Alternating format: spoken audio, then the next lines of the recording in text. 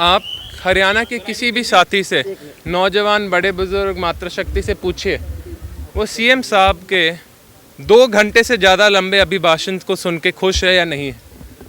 ये ऐसा तो लग ही नहीं रहा था कोई सीएम, कोई चीफ मिनिस्टर किसी प्रांत का आपको अभिभाषण दे रहा है। ये तो ऐसा लग रहा था कोई हंसी मजाक वाला स्टैंड अप कॉमेडियन आपके साथ बातचीत कर रहा है। वो आधे टाइम शायरी दे रहे थे, कभी लोगों के नाम ले लेकर उनका मजाक उड़ा रहे थे। ऐसे लोग जो विधानसभा में अंदर थे भी नहीं, जो विधानसभा के मेंबर नहीं थे, उनका भी नाम लेकर ही उनका मजाक उड़ा रहे थे, जो विधानसभा के रूल्स एंड रेगुलेशंस के खिलाफ है। अब माननीय मुख्यमंत्री जी, हम खुद आपके ही आंकड़े, हम सारे कांग्रेस एमएलए आपके ही आंकड़ों के हिसाब से आपको बता रहे थे क्या कमियां हैं।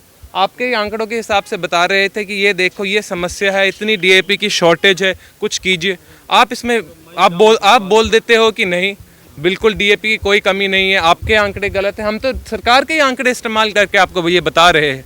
और आप माननीय मुख्यमंत्री जी, जो हमारा राम भगत, हमारा किसान भाई था, जिसकी ज़िंदगी आज नहीं रही, जो आत्महत्या कर गया इस डीएपी की कमी की वजह से, उसके परिवार को कुछ देने की जगह, उसका सम्मान करने की जगह आप उसे मेंटली डिस्टर्ब्ड बुला रहे हो, हमारे किसान साथियों को मेंटली डिस्टर्ब्ड बुला रहे हो। ये बिल्कुल भी उचित नहीं है मुख्यमंत्री जी।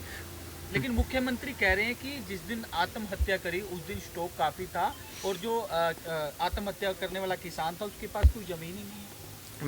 जो माननीय मुख्यमंत्री जी, हो सकता है एक बार फिर से उनकी सरकार आ गई, उनको तो लग नहीं रहा था फिर से सरकार आएगी, इसलिए वो करनाल को छोड़ के लाडवा आए थे, वो सेफ सीट ढूंढते ढूंढते कि लीडर ऑफ ऑपोजिशन तो मैं बन जाऊँ।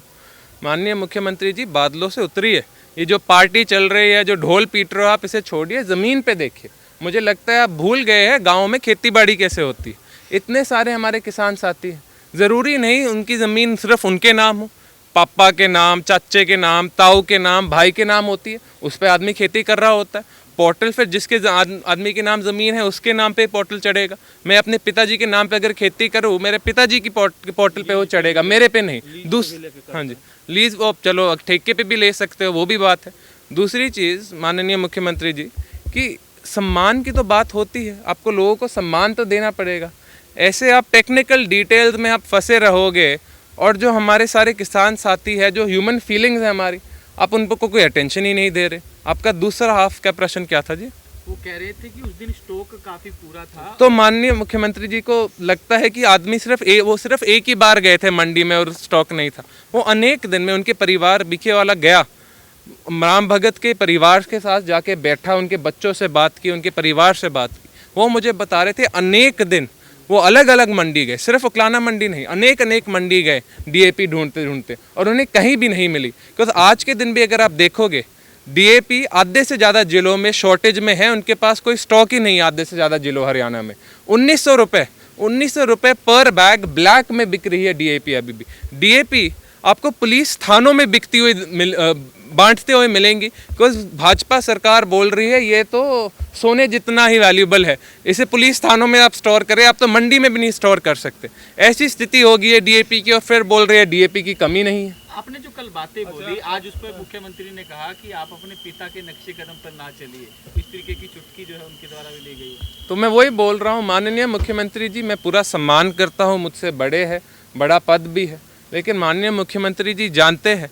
कि आप खुद के अनुभव से ही हमारे फर्स्ट टाइम एमएलए, युवा विधायक को सिखा सकते हो, और रूल्स एंड रेगुलेशंस के हिसाब से आप किसी व्यक्ति जो विधानसभा, जो हाउस के अंदर नहीं है, जो हाउस का मेंबर नहीं है, आप उसका नाम नहीं ले सकते, उसके बारे में नहीं बात कर सकते ऐसे।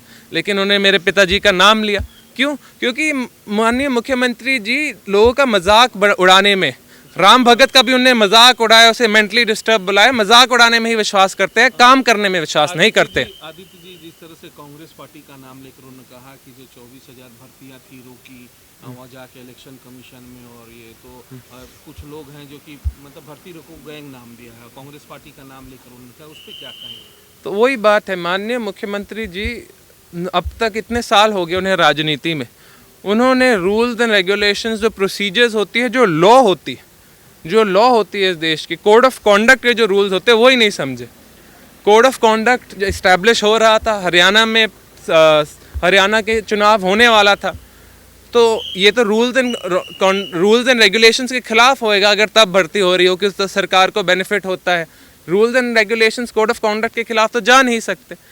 हम तो सिर्फ रूल्स को फॉलो करने की कोशिश कर रहे हैं, लेकिन लगता है माननीय मुख्यमंत्री जी को अब तक इतने साल राजनीति में होने के बाद भी रूल्स ही खुद के जो इतने सारे लॉ पास करते हैं वो ही अब तक समझ नहीं आए। थैंक यू जी। अंत में आप बोलना चाह रहे थे, बोल नहीं पाए, आपको फिर बाद में कहा उन्होंने मुख्यमंत्री जी आगे बोलने का क्या बात रह गई थी जो राज्यपाल के अभिभाषण मैं वही बोल रहा था, माननीय मुख्यमंत्री जी और इनके मंत्रिमंडल को मैं समझाना चाहता था कि मैं उनके खुद के आंकड़े इस्तेमाल करके उनको बता रहा था कि डीएपी की कितनी कमी है।